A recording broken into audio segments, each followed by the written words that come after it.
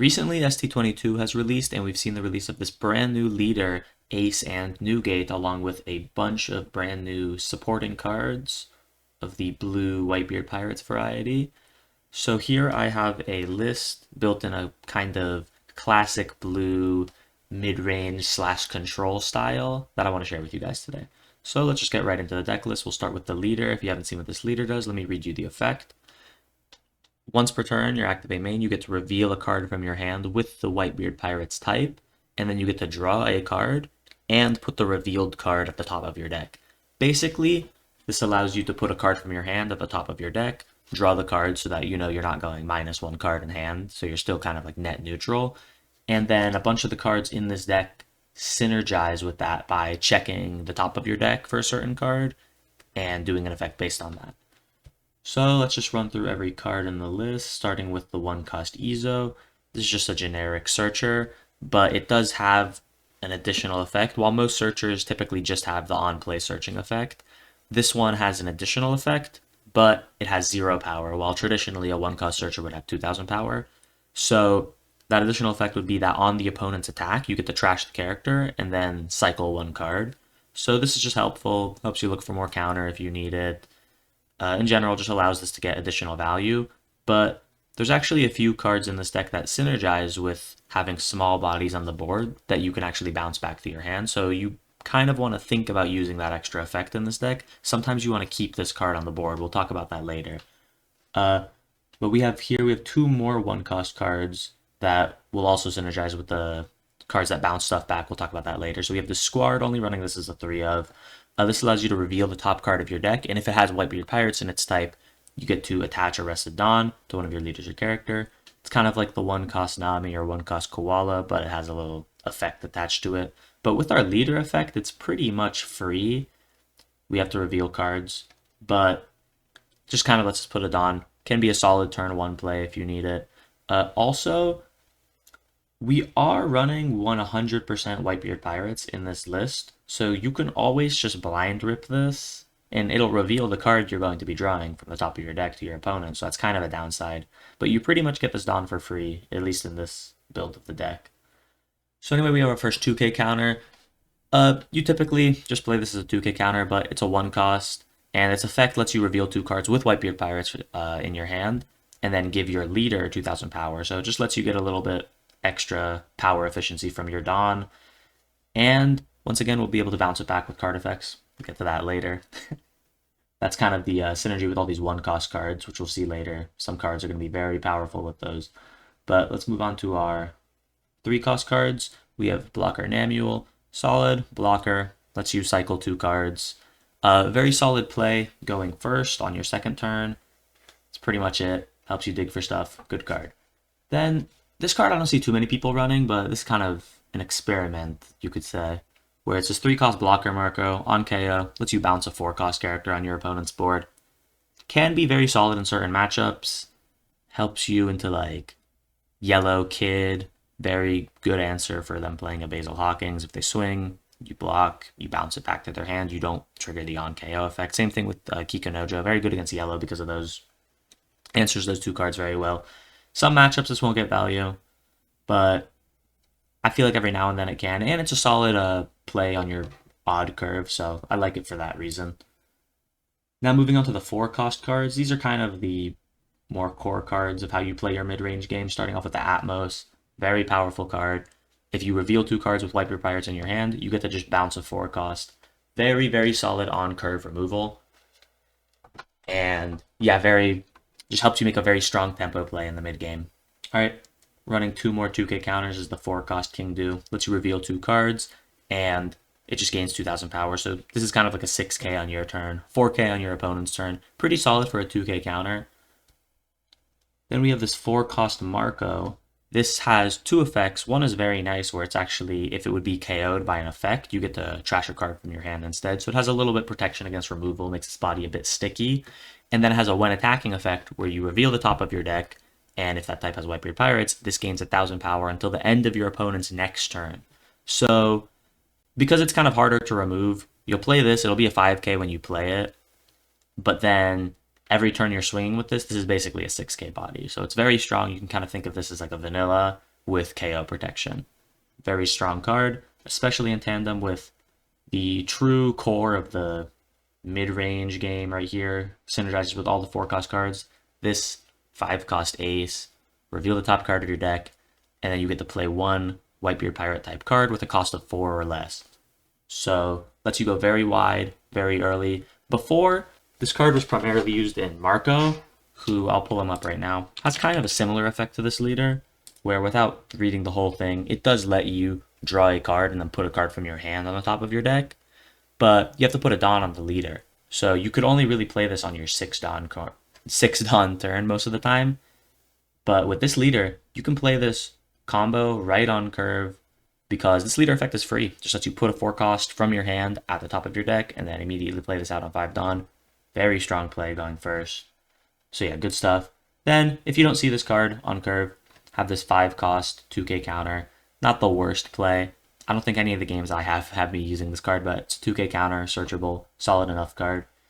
Now we're moving on to some of the later game stuff. So we have Jozu. Jozu is one of the cards that synergizes with all our cheaper cards because to get its very strong effect of bouncing a 6-cost character, we have to return one of our characters to our hand. So that can be very strong if you're, bouncing back your Ezos or your 2Ks because you're getting these little effects and then you're getting a card back in your hand and then you can replay them and then play more Jozus. It's very good stuff.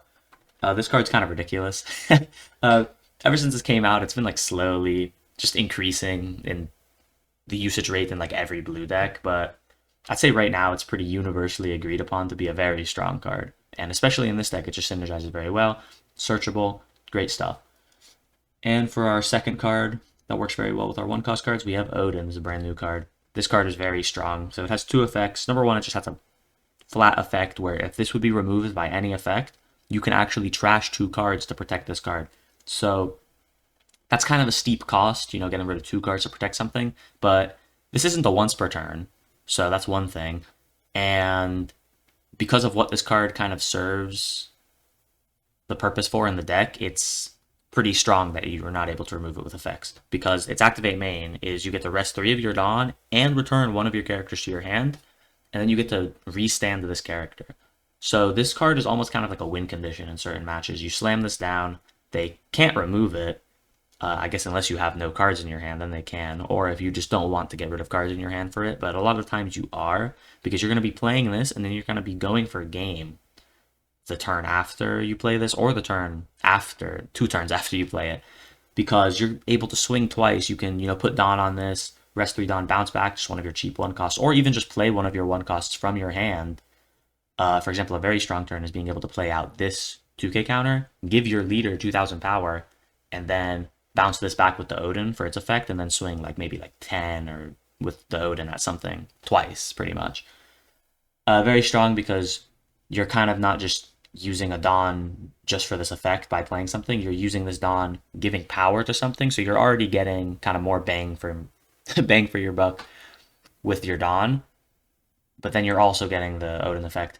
Very powerful stuff. Lets you really put on the pressure on people and just play so much faster than usual.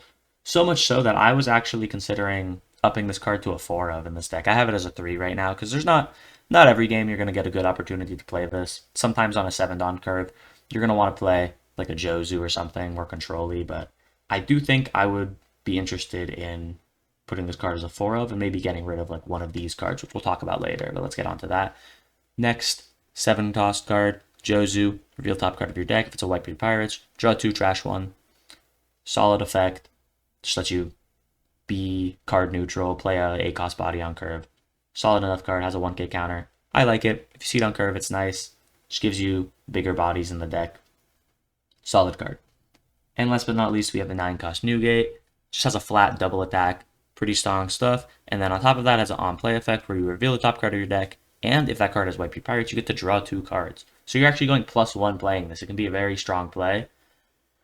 Because there's something to be said about playing, 9-cost or 10-costs in this game, where if you're just playing a big body and it doesn't really have a strong on-play, and you're just playing something that's going to be strong next turn, that's not going to get a lot of value in certain matchups where you need to play faster, because sometimes, you're on 9 or 10 Dawn, and your opponent already has like a huge board. And if you're just playing this and passing, I mean, that's not really high impact. But getting to draw 2 cards from this effect can actually be very nice because you can be in situations where that's going to help you survive a little bit easier, or, you know, not go super down on resources by just, you know, playing a card and passing your turn.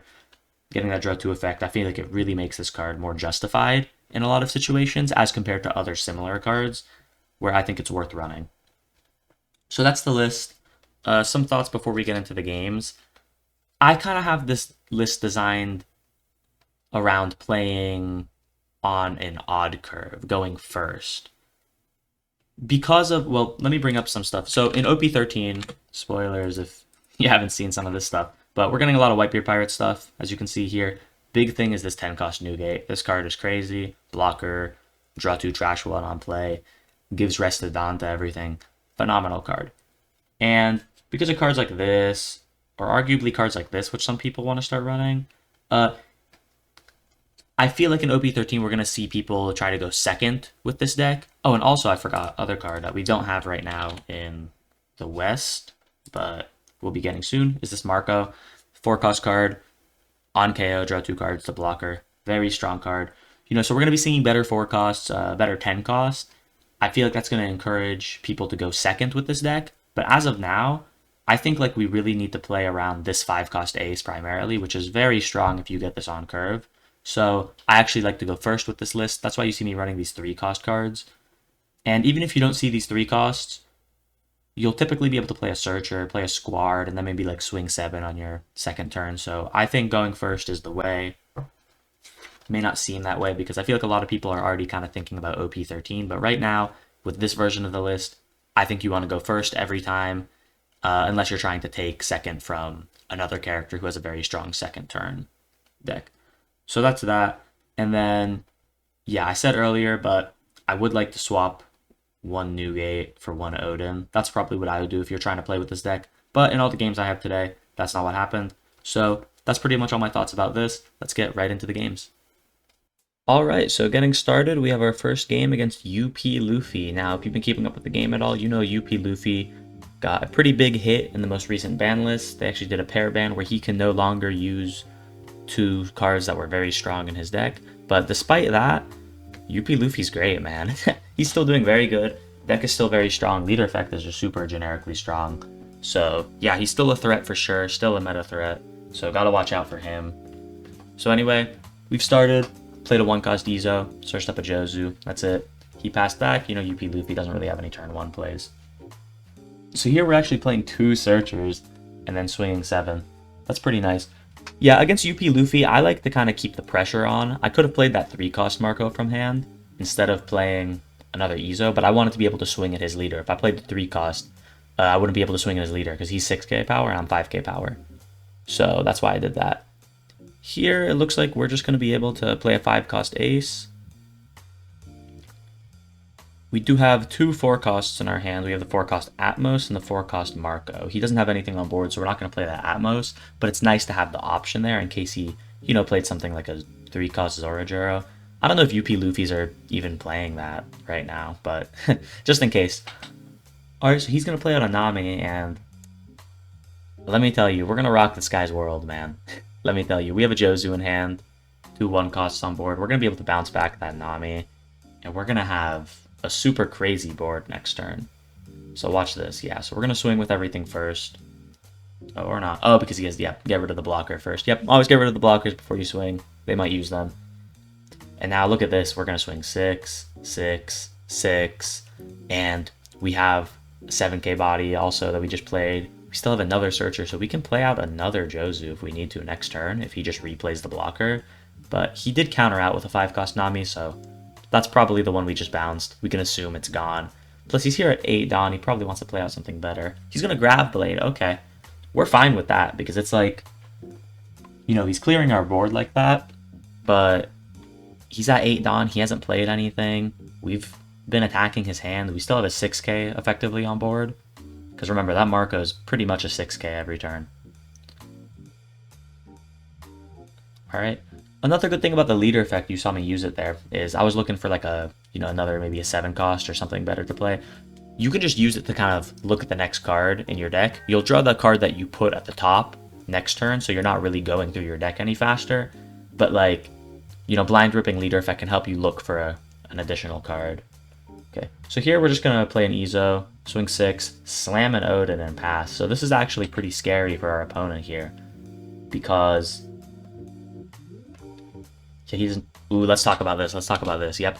So this 9-cost Mihawk, we're seeing people run in UP Luffy now as kind of a replacement for some of the stuff he lost. And if you don't know what it does, simple, on play effect, bottom deck a 7-cost character. You would think that would be really strong, but remember our Odin's effect. We can trash 2 cards from our hand to protect them from any removal. So we're going to do that very happily, I may add here, because now we have this Odin. He's at 3 life. He only has 4 cards in hand. We're going to go ham next turn, man. We're going to go ham. You're going to see this. So yeah, we trash 2 cards. We protect the Odin. You know, he's played out a 9k body, but we're not scared, man. I think here we take the hit. Yep. We still are going to have a pretty good life lead here because, yeah, we're going to go very, very fast right here. Maybe play out a 9 cost? No, I shouldn't play out the 9 cost here because I want to do a double swing with Odin, and we don't have enough Dawn for that. So we're going to start off swinging 6. Yeah, just swinging these low attacks at UP Luffy is the way to do it. You know, get rid of all those 2Ks even. Just go wide. You know, swing as many small swings as you can against UP Luffy. That's how you deal with him. You know, he has ways to get out of things tall with like Gum Giant and whatnot, so yeah. Just gotta do these small swings. And we saw him, he gave us a 2k for that last 6k, so he's definitely running low on cards. Don't even need to put down, I'm just gonna swing 8. Okay, there's the gear 2. I'd rather him play that than the Gum Giant because he's still losing a card on that. So, okay, and I'm thinking I'm not using the effect. I wonder.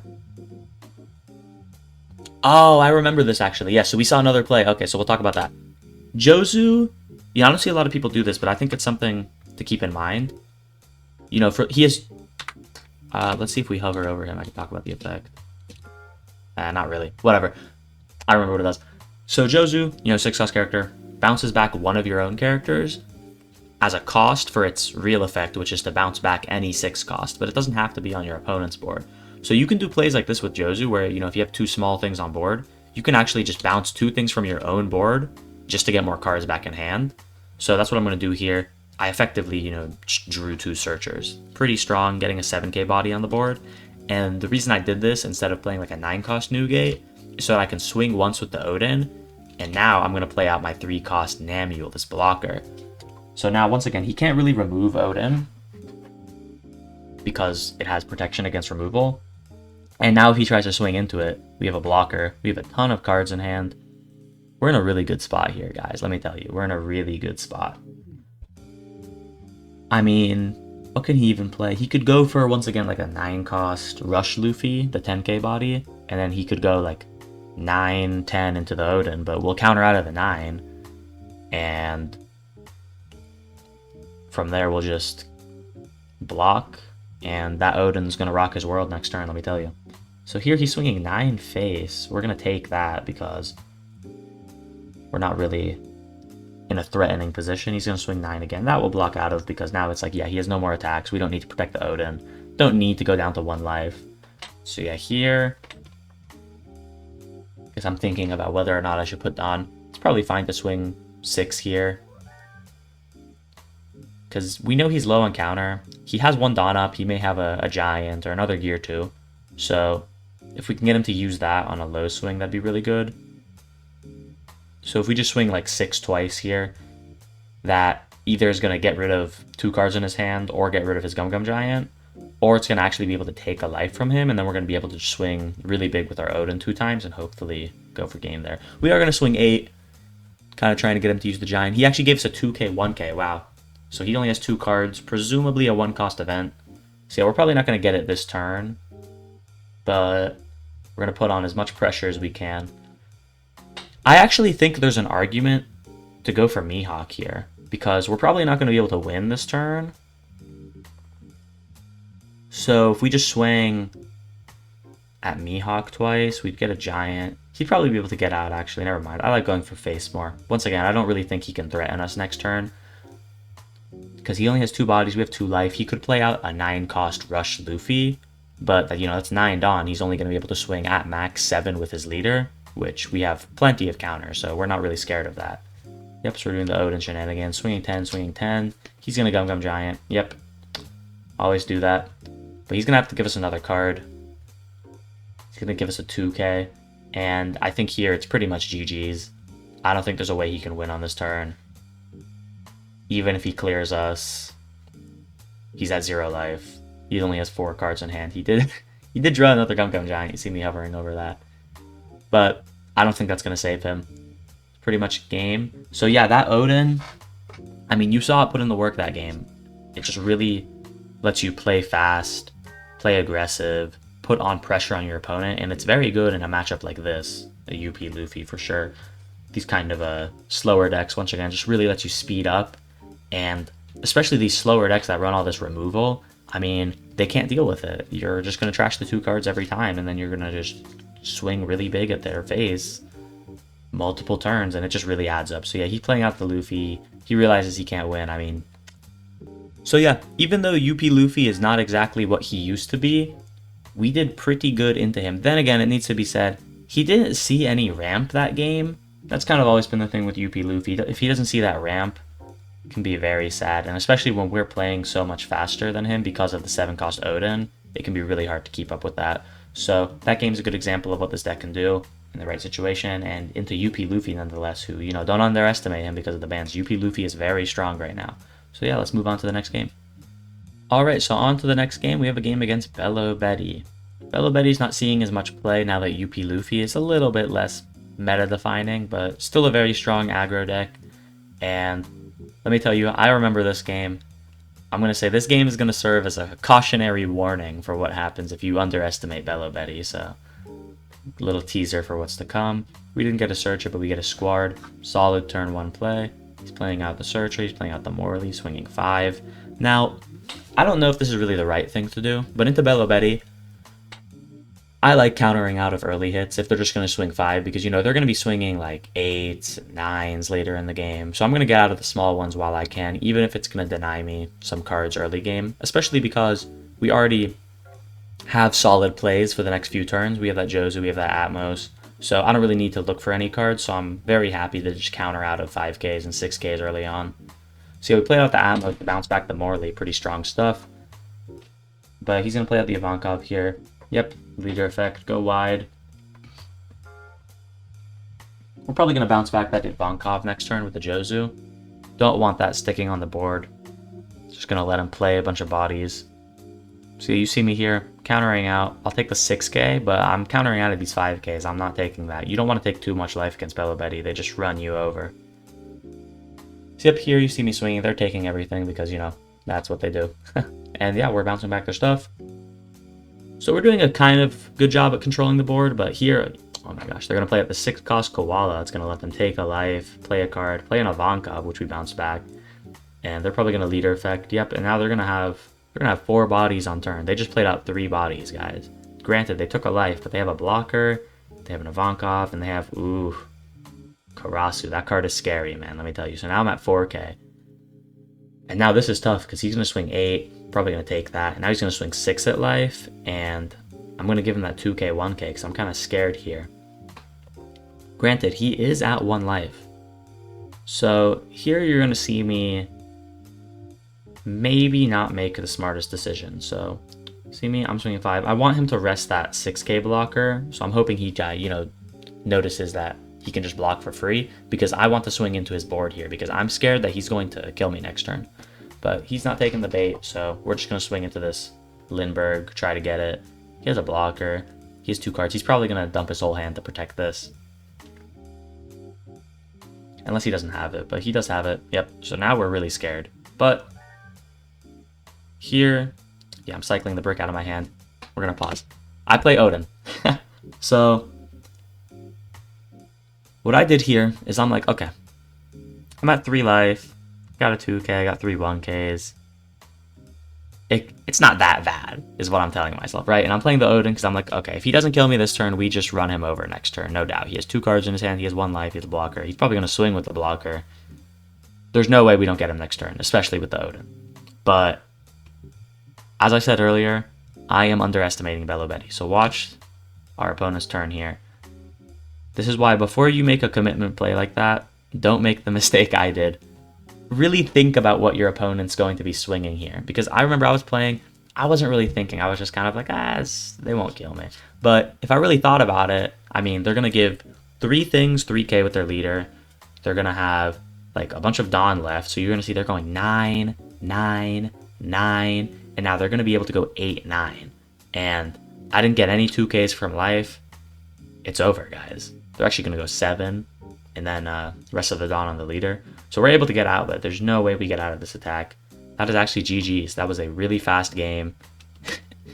Yeah, do not underestimate Belo Betty, guys. They can run you over. Especially in this list, you know, we're running a bunch of blockers, man. We're running the Namule. We're running the 3-cost Marco. We have the ability to play defensive. So don't get tunnel visioned on the Odin like I did that game. Sometimes you just want to block her up and play defensive because you're able to do that with this deck. You know, I had a 5k and a 7k on board. I really did not need to play the Odin. I was very greedy. So yeah, don't make that mistake, especially into Belo Betty. Belo Betty will run you over. Never underestimate them. So with that being said, let's move on to the next game. Now this is a leader you don't see every day. We are playing against Monkey D Dragon, Mono Red Dragon from OP7. Not the best leader, to put it straightforward, but this guy's deck is pretty interesting. So if you're interested in Dragon, pay attention to what this guy is doing, because I thought it was pretty cool. I don't know if it's the most like unique type of Dragon build, but I haven't seen something like it before, so I was very interested. And I do, you know, I love me some mono red decks, even if Dragon is not the best. I think he's a pretty cool leader, so definitely some fun stuff. Something I might mess around with sometime, you know. Didn't think about it. A lot of, you know, cards been coming out actually work pretty well with Dragon. So even if the leader isn't the strongest, he gets to use a bunch of the new tools. All right, he's going to swing 7 here. Yep, and he's going to use that leader effect. It's going to let him move the 2 Dawn from his leader to this Luffy, and now he's swinging 7. So I'm like, yikes. I'm going to take it. I wasn't really thinking about that. I forgot about Dragon's leader effect, to be quite honest. So I maybe would have countered out of one of those, but I think it's fine to take the 2 7s. It's good to take early hits in this deck because we're going to be going wide, and then as soon as we start tapping our board, we really want to protect our board. We want to keep our tempo advantage. So once we start resting our board, they're just going to be swinging into our board. And if you don't take early life, you're going to go a lot of turns without taking any life, and you're just going to sit at high life and not draw a lot of cards. So you don't want to do that. So it is good to take early hits, especially if it's 2 7Ks. I mean, I think that's always super valid to take. All right, he's going to swing 6 here. I think it's okay to counter out of this. Do we even have a 2k in our hand? We do. We have 2 2ks. Yeah, because it seems like he's going to be playing very aggressive. Okay, we block. Interesting, interesting. And this is what I'm talking about, guys. He's playing out the new 4-cost Luffy from OP12. Now, if you've played against Rayleigh before, or you play Rayleigh in general right now, the new leader, you're very familiar with that 4-cost Luffy. Super strong card, but the problem with it, the reason why you don't see other decks running it, is because to get its super strong effect, where you're playing out a 3000 body, and it's pretty much a 6k if you have attached on your board, you need to reveal 2 events from your hand. And that works really well with Rayleigh, because Rayleigh has all those, you know, leader locked 2k counter events, which are very strong, but usually events are bricks, and if you have to run a lot of events in a normal deck, that's not very good. So you see this guy's running Gum Gum Mulligan. He just revealed 2 from his hand. That's a brick, so it's hard to run too many of those, but with that 4-cost Luffy, it's kind of worth it. I mean, it's a super strong effect. It's going to let him go wide here. It's going to let him play out this card, which you look at it, has synergy with his leader effect because it has a Dawn times 2 effect where it gains an extra 2000 power on the turn. So that's a very strong combo he's doing. Very interesting stuff. Let's go back and actually, I was rambling. Let's look back at what happened. So he played out 4-cost Luffy, and it looked like he played a Mulligan. Yeah, so we had our whole turn here. He actually got a Mulligan from Trigger. Yep, okay, he's going to get rid of our body. That kind of hurts, because now we only have this 5000 body, but we're going to play out the Joes. We're going to bounce back to Luffy, He may be able to play it again, but it's better. You know, we got a 6k off the board, essentially. I don't want to really bounce back anything else on the board, so yeah. Strong stuff there, playing out the Jozu. He's going to play out that 5-cost Luffy. I mean, that's a card you see in every red deck now. Okay, he's going to put 2 Dawn from Monet. Once again, Monet is another card where it's like, that's pretty good in this kind of package he's running with these Dawn times 2 effects. You know, that lets you put 2 Dawn and everything, minus 1000 power. Monet, very strong card. Now he's swinging 7. He's going to be able to swing 7, I believe. Oh my, no, he's gonna be able to go very, very tall here, actually, because... Oh, he's going to move it to there. Okay, so never mind. Because he's going to swing... Okay, he could have went, like, I think, like, 8-8. I didn't do the math on that. But he's actually going to swing wider here, which is the right play. Yep, so he's going to go 6. He's going to go 6. And, guys, we don't have a lot of 2k counters. So, you're seeing me here. I'm going to have to get rid of some 1ks here if I want to get out of this. And I do, because I'm at 2 life. So, it hurts to kind of go down in cards like that, but we kind of have to. And now we're in a really bad situation because we don't have any plays in our hand that are like really impactful. All we have is card draw, and we have 2 bricks, so this really hurts, guys. We're gonna try to swing in as much as we can into his board. We do have a blocker, so it's not the end of the world, but this is not the best position for us, especially if he's able to counter out. It looks like he's not able to, though. We are getting rid of his bodies. I'm thinking here, if I want to keep the blocker up, I think it's better to just get rid of that Monet. That's going to be giving him way too much power. And now I feel safe, so I'm going to play out this Jozu. Trashing a Newgate from our hand because we don't need all of that. We're probably not going to get a good opportunity to play that. Just trying to put bodies on the board, but you know, he's still at 3 life. It's going to be very hard to push for game, especially if he gets us down on life this turn. We might be screwed because I don't think we can go for game next turn. So yeah, he's going to swing 7. We have to take it. And he actually has this Rush Zoro. Wow, so this is going to be 8 if he puts a Dawn on it. Yep, and we're going to have to take it, it looks like. Yep. So this is bad, guys. This is bad. Now, I do have a blocker in hand and a blocker on board. So, okay, we swing 7 into that. Thank God we get that. He does not have a 6,000 power. If you don't know how that Zoro works, when you KO it, you're able to play a 6,000 power card from your hand, but he didn't have one in his hand, so we just got that off the board for free. But he still has 2 6Ks effectively on board and that Nami Searcher. So we're playing out the blocker. We searched up another 3-cost Marco, so that's very good. So we are just going to blocker up here. Swing life, yep. We have 3 blockers. He has 4 attacks, but you know, it's a red deck. He could have rushers. He could have like the Yamble Jomb, actually, funny enough, but I don't think people really run that, so... Not super scared of an unblockable card. I'm just more scared of like a rusher or something because we don't have the most counter in our hand, to be honest. Then again, you have 2 2Ks. Definitely get out of this. Oh, actually, we're not going to get out of this. Yep, okay, because we want to block out of the first thing so we can bounce a 4-cost with that Marco effect. See, this is why this Marco is very good. We're kind of getting like a 2-for-1 in this situation where we're blocking out of 1 attack, and then by bouncing the 4-cost Luffy, we're kind of getting rid of another attack. So we're actually in a very good spot here.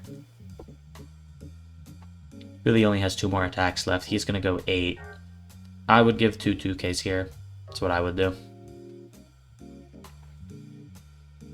Or maybe block is the play there, because he can't really go taller than 8, even if he has rushers. I mean, he can if he loads up on the Nami, but we would just be able to block again and win. So here, he's actually going to replay that Luffy. He still has those mole guns in his hand, man. Crazy. I feel like he's seen like all 4 of them. Gonna play with the Monet. I don't really agree with that here because he's gonna try to load up on this Nami, but he's at 1 life. He's getting rid of cards in his hand. He's getting rid of counter. He might be cooked, guys. He might be cooked next turn. He's only swinging 5. We definitely just counter out of that. Yep. And now he has no Dawn. He has 4 cards in hand, no blockers. Guys, this might be game. We're gonna swing 9. Yep, and now we just load up on leader, and there should be GG's. We know he has another Mulgun in his hand. Up. He got a Mulgun trigger twice, and we knew he had 2 in his hand. So yes, he saw all 4 of them. Yeah, he's not even close to getting out here, and that's gonna be GG's. So yeah, Dragon, not exactly the strongest leader, but very interesting stuff going on with this guy's deck list. Definitely something to think about if you like mono red. I might be playing around with this leader. I think it's a very interesting way of building him. But yeah, there you kind of saw us survive aggro. I like these 3-cost blockers, man. I don't see everyone running them, but I really like them. I think 3-cost Marco's a very strong card. 3-cost Namul's great card, especially to play on curve. And even later games, just, I mean, having a blocker, just being able to block her up really lets you survive aggro. You saw that game, we didn't even play like an Odin or anything like that. We just kind of played our big bodies, went really wide at his face, and then we just cleaned it up at the end by surviving with the blockers. So yeah, strong stuff. Let's move on to the next game. Alright, so we have our next game against Shanks. Shanks, still a strong leader. Maybe not the best, not as good as he was in OP09, but he's strong. Gotta watch out for him. So let's get into this game. We don't have a turn 1 play, we're just gonna pass. He is gonna get a turn 1 play, he's gonna search. OP6 Shanks, yeah, it's the 10 cost removal Shanks. I see Shanks players have kind of pivoted into that 10 cost Shanks. I used to run the 10 cost Rush Shanks, the 12k with the Rush and the effect of give everything minus 1,000. But now I see Shanks running that 10 cost KO with 10,000 power Shanks. It's always been a strong card. Guess it works a little bit better into this meta with UP Luffy and a lot of bigger cards. Bonnie's running big stuff. Sora's running, I don't know, like 8,000, 8 cost Mihawk. I don't really know, but it's a strong card. Now, we love to see this here. They just played out a 3-cost Sanji. That's great. That has a very strong on-KO effect of letting it draw a card, but we're just going to bounce it, man. We're just going to get it off the board, and because of the way Shanks plays, he's probably not going to get a good opportunity to play that card again, so we pretty much got rid of that threat. Very good. He's going to play out the Yasop here, swing 7. Now, I have a lot of cards, so I maybe could counter out of this, but yeah, it looks like that's what I'm going to do. I actually used the... Oh, no, I just cycled. Okay, I just cycled with the Ezo. I decided I didn't want to counter. That's probably fair, because this next turn, we're going to be swinging with our board, and we're going to want to be able to protect that. So, yep, we're going to go 7. Ooh, now actually, we aren't going to be able to swing that much. Yeah, because we're going to play out the 6 cost, and because of Shanks' leader, and the fact that he was at 6k power. Couldn't do anything. Actually, I guess that was just the 6k power, so never mind. Okay, he's going to just Divine Departure, get rid of the Jozu. That's good for us. He pretty much is passing this turn just to get rid of our play, and we got our... That Jozu already got its value, put a card back in its hand. It got rid of his Yasop, and okay, he's going to do a very strange play. He's going to play out Otama. So here we are going to counter out. He gave a 2k counter to try to get that ace off the board, but we had a ton of cards in hand. Yeah, I don't think that was the right play at all. Save that Otama to combo with like a removal or something like that. So yeah, now we're just swinging. It looks like this turn's going to be an Odin turn. Now we're swinging 6s to play around the leader effect. He uses it there. 6, play the Odin, pass. We have a pretty scary board. 6k, 5k. The Odin particularly. He's going to swing 5. We definitely get out of that. Even if he plays a 10 cost Shanks here, which he will. Yep, he's going to try to get rid of the Odin. We are going to trash cards from our hand. We're not going to let him have that. Now, we are in an interesting position here. We cannot really go for game with the Odin here, but if we just swing with it once, he's going to swing 12 into it with that Shanks. We're not going to be able to defend it. We don't have that many cards in our hand anymore. So, we have 2 options. It's either don't swing with the Odin and risk him playing another removal Shanks and getting more cards out of our hand, or we swing with it this turn, we take our losses. If he kills it next turn, that's fine, and then we try to get him to 0 maybe this turn, or 1, and then we push for game the turn after. I think that's what we do here. I do think that's the right play. You know, just letting the Odin sit on board without attacking. Sometimes that can be a valid strategy, but we really don't want him just removing it too many times, because it really is going to start eating away at our hand. And he's going to be playing these big 12k bodies. We got to speed things up. You don't want to play super slow against Shanks. If you play slow, he's going to win. He's able to outgrind a lot of decks. He has a lot of strong late game cards. So that's my mentality here. Swing 5, get the leader effect out. Swing 5, get a 1k out. And I do wonder how I'm going to do this. I guess what I could do, I could play a... I think what I'm going to do here is I'm going to play a 7 cost. And then... Okay, swing with the Odin first, and then we're going to play a 7 cost, and then bounce back, actually, the Atmos from our hand. That is a significant attacking body, but for here, it's worth it to get that card back in our hand and swing 8 again. He's at 1 life. He actually took everything. He took everything that turn. That was really crazy. He took both Odin hits, took another hit, Yeah, so he's playing up the 10 cost Rush Shanks, but this is game over for him. He's swinging, we're taking everything. Yep, he has 8 cards in hand. I'm like, I'm not even doing the math. Look at this. Attach all Dawn, 17. GG's, you don't have it. Exactly. That was a fast one, guys. Let me tell you, this Odin really lets you speed up the game sometimes. Even in a situation like that, it didn't look like we could push for game, but I mean, just swinging 8, 8, playing an 8k body, swinging with your little guys to get all the cards out of their hand. I mean, it's just brutal. It's just brutal sometimes, especially in a deck like Shanks, where honestly, look at his hand, guys. He has 1, 2, 3, 4, 5 bricks in his hand. He only has 1 2k. Shanks runs a lot of bricks, and we just punish him super hard for that. We just swing really wide, and it's very hard for decks like this to deal with. Very strong stuff. Let's move on to the next game. Alright guys, we have our last game of the day against Red Green Smoker. Red Green Smoker is a strong deck. It's not exactly the most meta, but you gotta watch out for Red Green Smoker. I mean, they run a bunch of very strong cards. There's a very strong leader effect, and you know, Green is doing very well right now. Green has a lot of good cards, so yeah, definitely Red Green Smoker, something to be on the lookout for. Alright, so we're doing a pretty standard play a Searcher, play a Squad in our second turn. That's what I mean. Even if you don't get a 3-Don card on your second turn going first, if you get a 1-cost card, you can just swing 7, play a 1-cost, perfectly fine, valid play. We have 2 5-cost aces on our hand, but we don't really have anything to play it with. So, yep, he's going to make his Sanji 7,000 power, so we can put 2-Don up. Now, I do think I should take here. Yep, so I can find a 4-cost card. Okay, we did top deck a Marco, which is way better than playing the King Do here, so I'm happy we got that, but just in case, yep, taking the right play there because we're looking for a 4-cost card to play off of our ace. Okay, yep, we're going to put the Marco on top.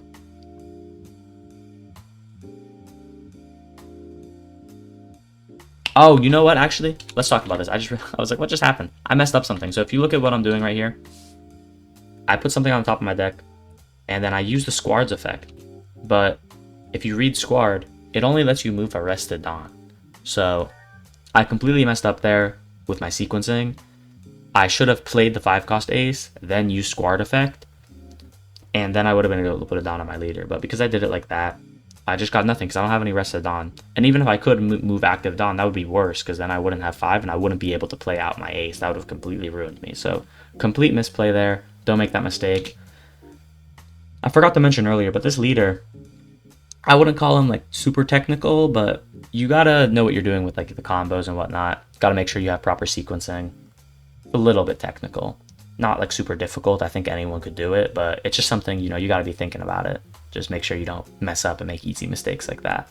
It doesn't really matter because he actually took the hit. So, wait, what am I talking about? No, he countered out. I don't know what I'm saying. He countered out with the 1k. I don't know what I'm talking about. He didn't take it. So, I don't know. Maybe we would have got the hit if we swang 6, or at least got a 2k. So, you know, it actually could have been a substantial mistake, guys. Who knows? Alright. Yeah, just reading. That's the new Bonnie. Just making sure I remember what it does. But here he's actually going to play out 5-cost Isha. Wow. So this rests 2 5-cost characters. Not the most commonly run card. Pretty solid. Synergizes with the leader effect. I like that. That's cool. So he's going to rest. He's going to swing into our Squad here. We're just going to take it. We are using Izo effect to kind of dig through our deck. Because I'm like, I don't have a Jozu. So I'm not going to really be bouncing back that Izo anytime soon. So I'm just going to try to get value from it. Look for a good play for next turn. And we did find it. Found Odin. Odin's going to be pretty strong this upcoming turn. He's going to swing 8. Now, I talk about that Marco like it's a 6k. But in niche situations like this where it gets rested before it can even attack, it is a 5k body. So it's going to be very hard to defend. I'm not going to give 2ks, 2 2ks for that. So yeah. So here, we're going to have to get rid of the Sanji. It always hurts to get rid of this 3-cost Sanji, because they get to draw a card when you KO it. So yeah, always a little bit sad, but you got to get rid of it. It's a 6k body. Very scary. Now we are at 7. This is just going to be a play Odin type of turn, isn't it?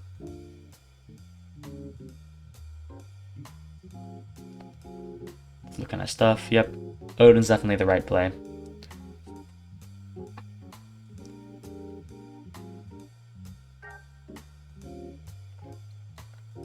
Not entirely sure of what our opponent would be playing on this turn. I guess it's 8. I could be thinking of a kid. And Odin's going to be particularly good against that, just being able to swing multiple times into the kid. Going to get a lot of cards out of his hand, so doing a good job playing against that. He doesn't really have anything that could remove the Odin, so we're definitely fine with that. He's going to play out that 8-cost Mihawk. This card is brutal in Red-Green Smoker because he's effectively playing a 2-cost 8,000 power blocker. It is absurd, guys. It is absurd. It's going to let him then play out. He does have 8 rested cards, so yep, he is able to play out this 5-cost Bonnie, draw 2 trash 1, set a Dawn as active. Pretty strong play here. He's going to actually search with that extra Dawn, keep a Dawn up maybe for some kind of a event, and now he's blockered up, guys. He's blockered up. He has 2 blockers. He has a Dawn. He has, what is that, 6 cards in hand. Our opponent's in a very good situation here, but we do have Odin on board, so we're going to try to put on some pressure.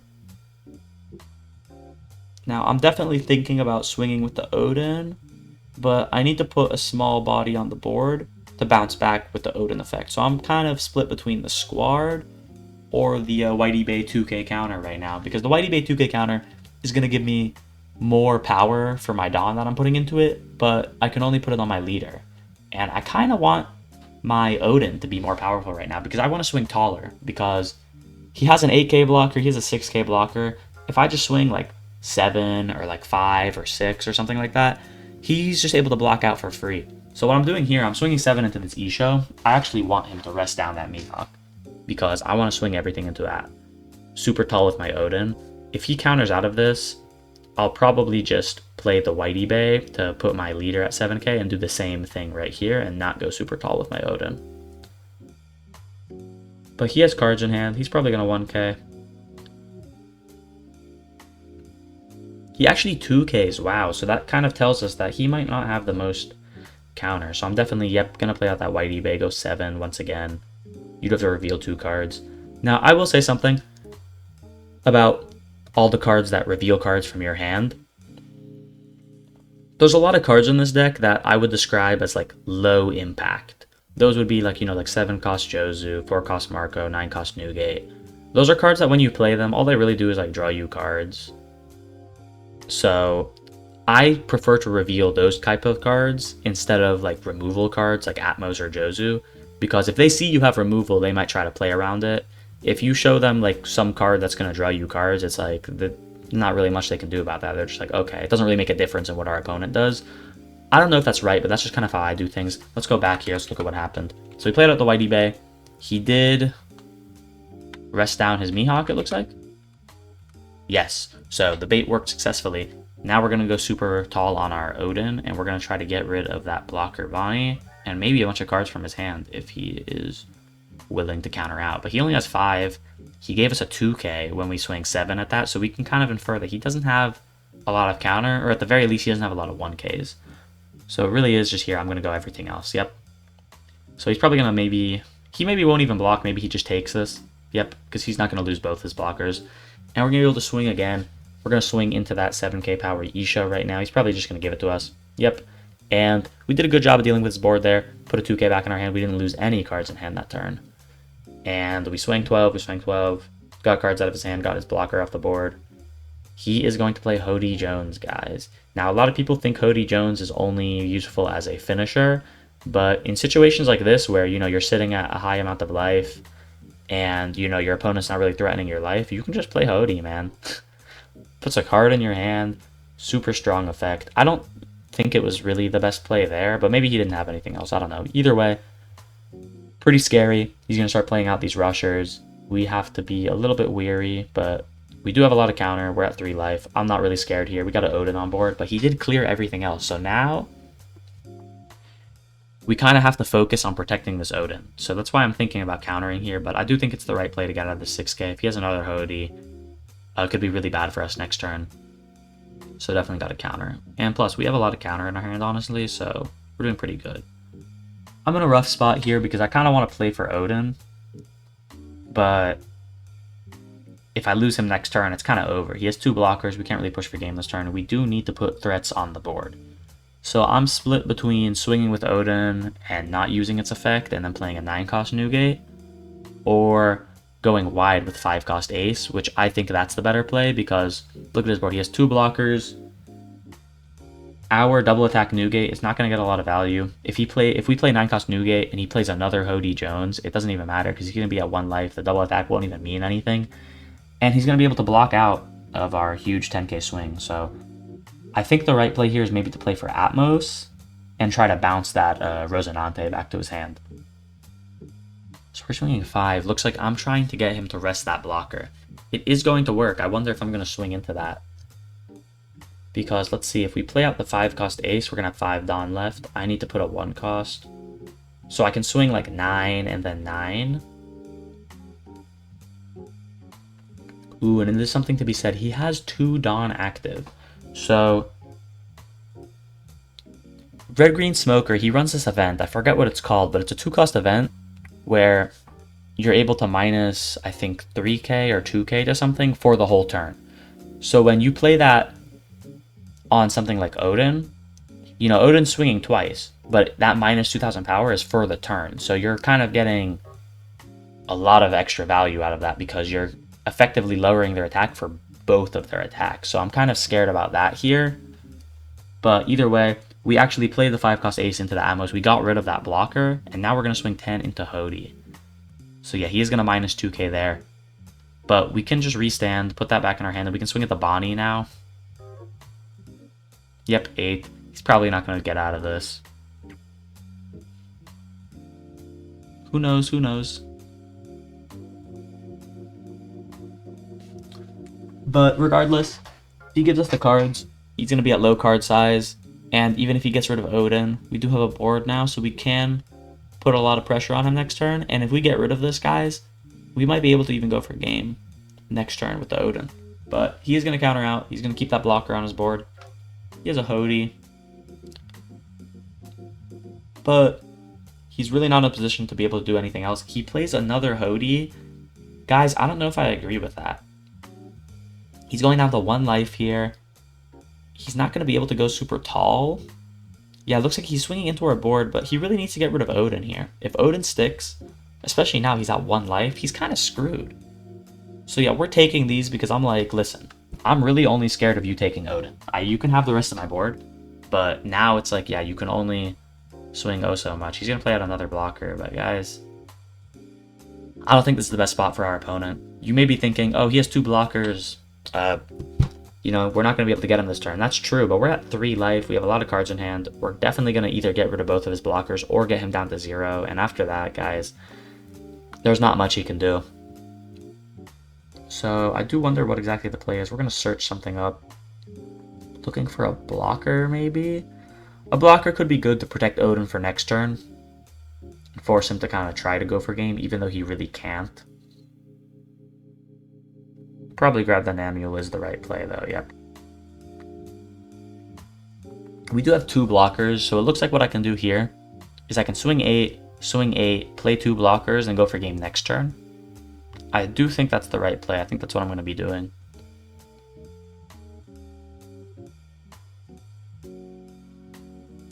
So I am thinking about how I'm going to swing. I wonder if I have any alternative lines here. I could just go taller and only play like 1 blocker or something like that, but I think only going 8. He doesn't have a lot of cards in his hand. Yeah, he's going to take this first hit. We're going to get a blocker with this next one. I guess the only downside to this play is that we can't really swing with our leader because he just blocks for free. But regardless, putting on a lot of pressure here. Double blocker is going to make it so we're very safe on our next turn. He's already played 2 Hodys, so the chances he has another one is pretty low. Okay, it looks like we're not going for the double blocker play. Yeah, because we're going to bounce that back. We're going to swing 9, it looks like now. He's going to have to give us a blocker for this for sure. And then we're probably just going to play 1 blocker. Pass. Yeah, so we actually didn't play out 2 blockers so that we could swing with our leader. I'm not sure. I'm not sure if that was the play. Yeah, I think the double blocker play would be a little bit better because he really could try to get our Odin here. We do have a lot of counter though, so honestly we're fine. Okay, he is going to play out that Isha. Okay, so what I was going to say is that if we double blockered, if he had another Hody, that'd be really bad because he'd be able to rest them both. But I forgot actually in this list, he's running that 5-cost Isha, so he actually has 2 ways to deal with a double blocker play, which is pretty funny. So yeah, here he is going to go wide, or not wide, tall. And we're just like, yep, you can't really swing into Odin again. Ooh, but actually, oh, I remember this. I messed up. I didn't think about his leader effect. So right here, he actually gets 2 extra Dawns, so he gets to go 10. But, guys, he should have went 11. Because look at it now, we have 3 1Ks, we get out of that. We get out of that, guys. That being said, I remember playing this game, I was like, oh my gosh, I can't believe he messed up so much. If he put 11, he would have won, because I would have got rid of the Odin. That's not true, because if he swung 11, we would have taken it, we couldn't have gotten out, and then he would only have his 5,000 leader. He could swing into that Marco, but we would just counter out, and he has 2 cards in hand. We would have 2 swings on board. That would actually be guaranteed. So this was actually the way our opponent did it, this was an unwinnable situation for him. Where even if he got rid of the Odin, yeah, so here we just get rid of that. And now he's especially screwed where we're just able to swing like 3 times. So yeah, there's no way he can get out of this. And even if he got rid of the Odin, we would be able to swing, let me think. So he has the 1 Dawn up, so we have to think about like a 3k counter. So the most he could have is 5,000 counter in hand. So we would swing 10, we would swing 10. That would actually kind of barely be a guaranteed win. And even still, he did not have a 1k event in his hand, which kind of makes it especially, oh, I said 1k event, sorry, 1 cost event. So it's kind of weird that he didn't swing taller. I guess he wanted to bluff it, but there really wasn't the point to bluffing. So he definitely should have swung 11, but regardless, he actually lost anyway, and that is going to be a win for us. So you saw the deck really perform. You saw Odin especially kind of be the all-star in this deck through these games. But let's go back to the deck list now, and I'll go over my final thoughts, and we'll talk more about that. Now, after playing a bunch of games with this deck, I don't know if I would call this kind of like the perfect solved list of Ace and Newgate. I think I have it built in a very mid-range direction where you have your curve, you try to go first every time, and you just try to like play like a 1, a 3, and a 5, and then either a 7 or a 6 plus a 1 cost with this Jozu, which is pretty much an on-curve play. And then, yeah, into like a Newgate or something like that. Deck very strongly built around the curve, but I think there is an argument to build this in a more controlling direction. We have some pretty interesting cards in the Whitebeard Pirates archetype, especially some events. Like, we have some pretty strong bottom deck events. I mean, for 4 costs, getting rid of a 6 cost character, but you have to reveal 2 Whitebeard Pirates cards. I think this card, I was messing with it a while ago. I thought it was interesting. Don't know if it's exactly right. We also have a little bit more defensive options. Like, I wanted to run this event, but I just couldn't make room for it in this list. I really wanted to have a strong curve. I wanted to have enough 3 costs to make it viable to go first every time, because most of the time we're going to be able to play something on curve like that, right? But there is an argument to go in a direction with something like this, or to play cards like this, where we're able to play our Newgate with Rush, which can be very strong. Or, yes, this did come, wait, actually, hold up. Okay, this was OP, I forgot. I thought there was an OP13 event, and I don't want to talk about OP13 just yet. So we actually have a card like this. This going second allows you to play out this, effectively a turn earlier, at the cost of taking a life, but you go up to 2,000 power, you become a 7k leader, so that's definitely something to think about.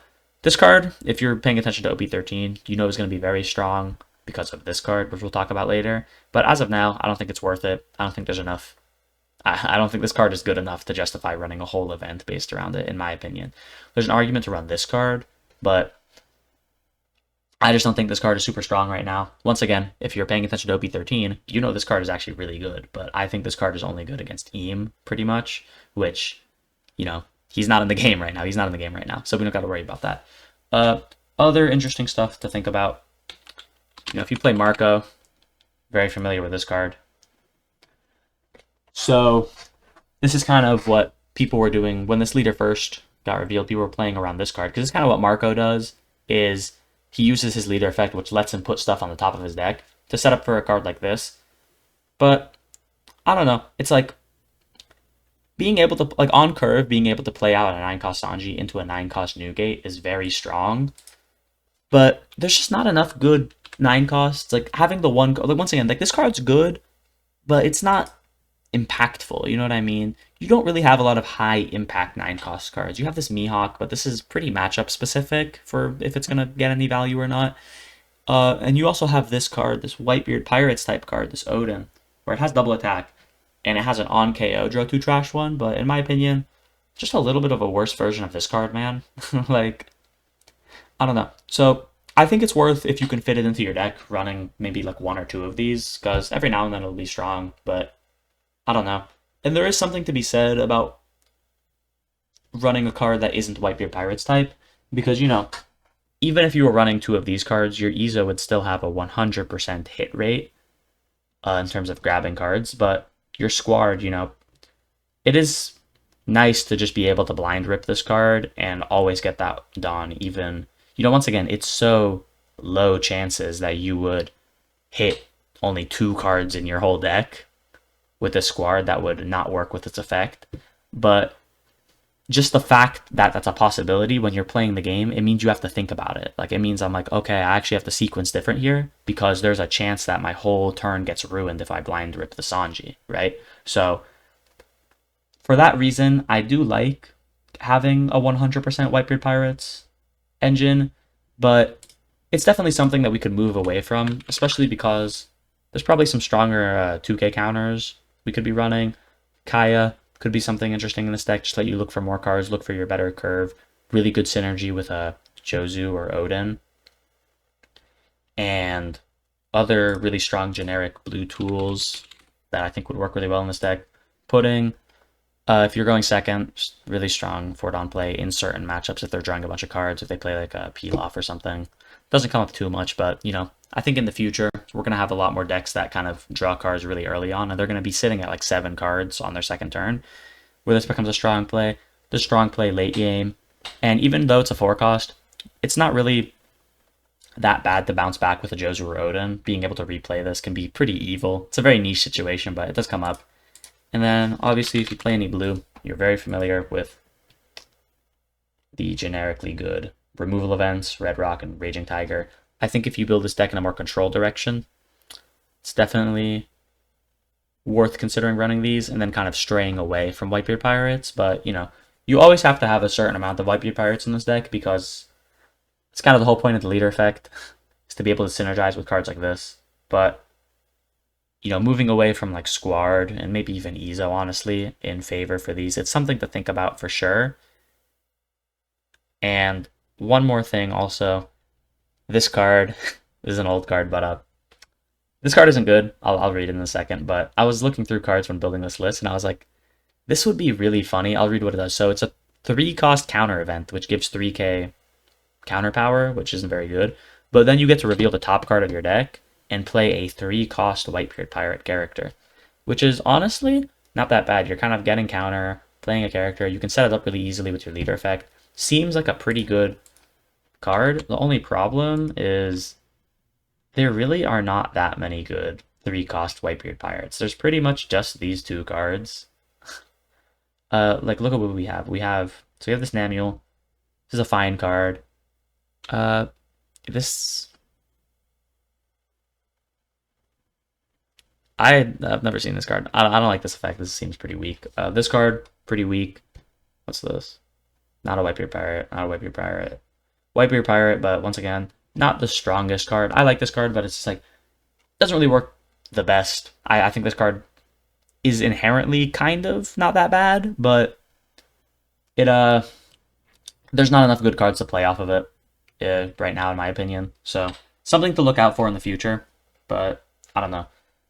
That being said, for OP12, I really like this list. At least for me, this is kind of just like the way I'm going to be playing this leader. I think I would try a more late game controls type of deck, but maybe an OP13. We'll start talking about OP13 now. That's the second thing I want to get to, is going forward with this leader. I do think he changes quite a bit in OP13.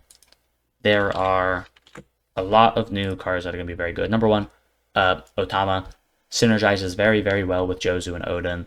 This is kind of like, I mentioned Kaya as a 2k counter that isn't searchable that we could try running, but this one I think is almost a little bit better, Because once again, I told you, I do think in this deck, you want to take some early hits. You want to take like the first 2 hits pretty much. You want to go down to 3 life. Even more so with this card, it'll allow you to play this, draw 2 trash 1, bounce it back with a Jozu or an Odin. Huge card draw value. You're pretty much drawing 2 cards off of that play and getting a super strong effect from a Jozu or Odin. I think it's definitely going to be worth running. I'm definitely going to be trying it. So yeah, good card. But once again, not a Whitebeard Pirates card, so who knows. Other thing, we get this unblockable event. You know, this is pretty much just this is like a Perfume Femur, but with counter. It's not exactly Perfume. Okay, more comparable to Diomble Jump. It doesn't give you power on your turn. It acts as a counter event. I think this is a super strong, versatile card. If we're going to be playing in a more aggressive fashion, you know, focusing more on Odin and whatnot, this can be very strong.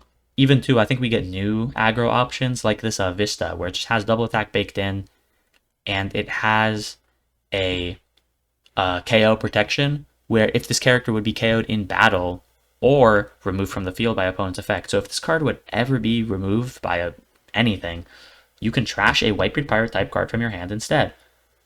That's really strong. I mean, even if they swing really big into this, you are effectively countering out for 1 card. It's an 8k body, it's a huge body, double attack. This can be very threatening. I haven't played with it, but it's worth trying that. You know, with these 2 new cards, we can kind of go in a more aggro direction. You know, we can run 4 Odin, for this, and maybe not 4 of this, but like 3. It's worth running a good amount of these because, you know, it's a counter event at the, you know, worst case scenario. So still strong stuff. And also, forgot about this card. The 6-cost Ace is another aggro option because it actually has Rush if you have 3 or less life cards. And then it has this kind of weird effect where it's interesting. It gives a Restodon to your leader. That's pretty much just for red-blue Ace. It's nice, but it doesn't really help us that much. And then it actually bounces a 5-cost character on our opponent's board. But then if they have a 4-cost character in their hand, they can actually play it. So pretty much what you're doing is you're getting rid of a 5-cost character on your opponent's board and giving them a weaker character. But actually, there's also a chance that they just don't have anything they want to play, and you're just bouncing a 5-cost character, and you're swinging 7 for Rush. So situationally, this character is very strong. And between this, and this, there actually may be a very good... Oh, and obviously Odin. There may be a very good aggro build in OP13 for this leader. But I'll definitely try that, you know, for fun. But I think what's going to be much stronger is building around this new card. This 10-cost Newgate is insane, guys. It's a 12k blocker. If you've played against Blackbeard before, you just know how inherently strong that is. 12k blocker is just a crazy stat line, guys. And then it has like 3 effects, basically, because 1, it's a blocker. 2, on play, it lets you draw 2 cards and trash a card.